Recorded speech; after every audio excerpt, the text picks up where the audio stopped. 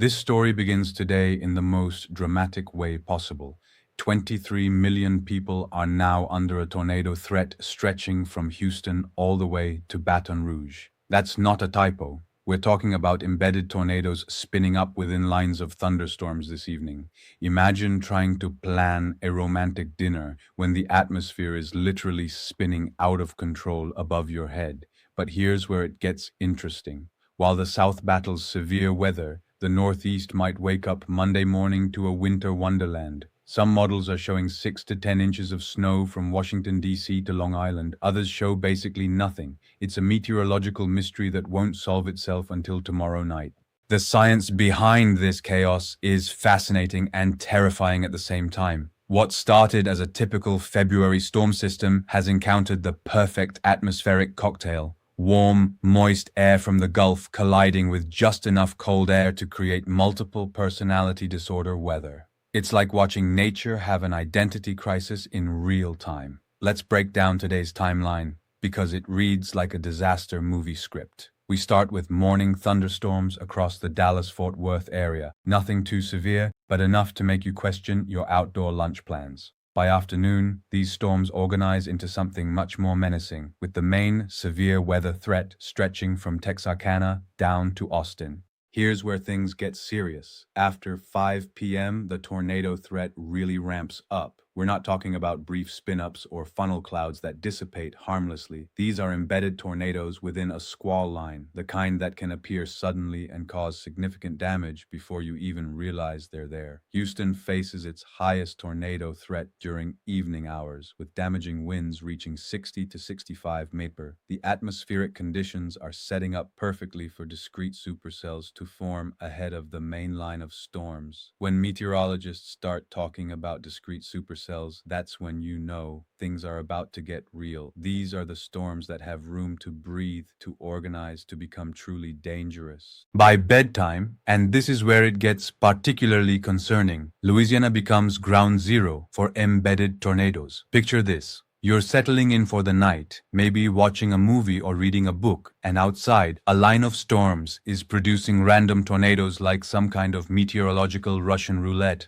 The overnight hours bring their own set of challenges. Jackson, Mississippi, and Mobile, Alabama, find themselves in the path of this tornado-producing line as it pushes eastward. These are the kinds of tornadoes that can catch people off guard because they happen when most folks are asleep. It's a stark reminder of why weather radios and multiple warning systems are so crucial. Tomorrow's plot thickens near the Daytona 500. Yes, you heard that right. This storm system will literally be racing toward one of NASCAR's biggest events. Jacksonville, Florida, sits in the bullseye for discrete supercells that could spawn strong tornadoes by afternoon.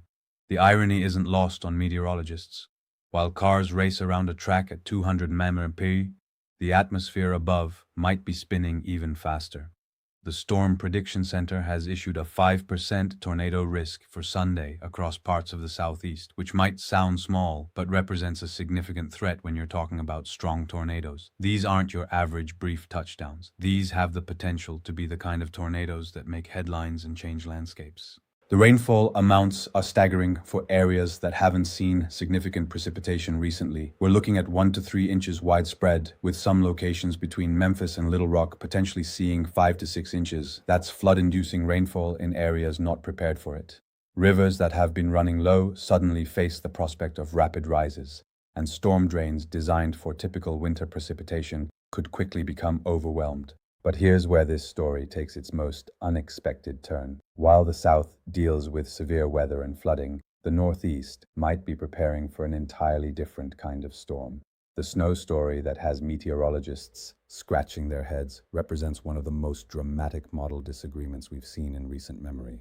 The GFS model shows a significant winter storm affecting the mid-Atlantic and Northeast Sunday night into Monday. We're talking 6 to 10 inches of snow from Washington, D.C. through eastern New Jersey, with Long Island potentially seeing 3 to 6 inches. The European model shows almost nothing, maybe a coating to 3 inches at most. The National Weather Service is playing it safe with coating amounts, essentially throwing their hands up and saying, "We'll see what happens." This model disagreement isn't just academic. It represents the difference between a quiet Sunday evening and a snow day Monday morning for millions of people. Parents could go to bed Sunday night with no concerns and wake up Monday morning scrambling to find childcare. Commuters could face either clear roads or treacherous conditions that shut down entire transportation systems. The storm track will be everything in this scenario. We're talking about a forecast where shifting just 50 miles north or south determines who gets hit and who doesn't. It's meteorology's version of walking a tightrope, where the slightest wobble changes everything for millions of people. What makes this particularly challenging is the timing. We're talking about a 48-hour forecast, where models can't agree on basic precipitation type. That's like weather forecasting's version of multiple choice, where every answer could be correct, depending on slight variations in atmospheric conditions that we can't precisely measure or predict.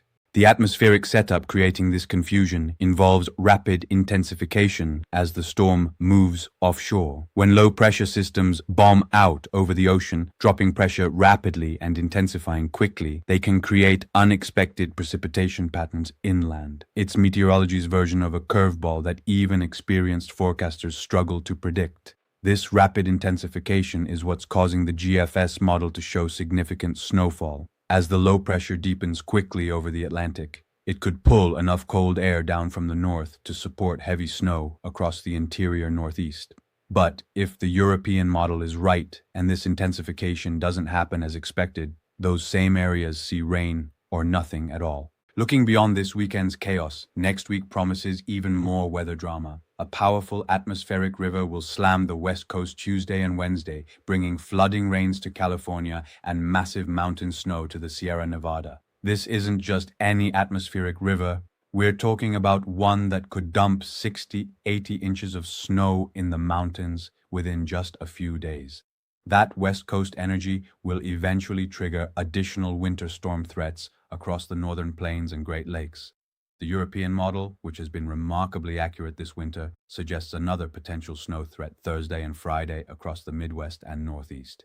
We could be looking at back-to-back winter weather events for regions that have experienced mostly mild conditions recently. This represents a significant pattern shift from the relatively quiet winter many areas have experienced. We're transitioning from predictable cold conditions to dynamic storm-driven weather that keeps everyone guessing. It's like the atmosphere decided to make up for lost time by cramming multiple weather events into a single week. For those keeping score, we've got severe weather today, more severe weather tomorrow, potential surprise snow Sunday night, atmospheric river impacts next week, and additional storm signals by Thursday. It's like Mother Nature decided to cram an entire month of weather into 1 week, leaving forecasters and the public scrambling to keep up. The human impact of this uncertainty can't be overstated. Valentine's Day plans across the South face tornado threats that could force couples indoors or cancel outdoor events entirely. Northeast residents might need to prepare for snow removal Monday morning without any guarantee it will actually happen. West Coast communities should brace for flooding midweek while dealing with the ongoing effects of previous atmospheric rivers. Weather preparedness becomes crucial when forecasts carry this level of uncertainty.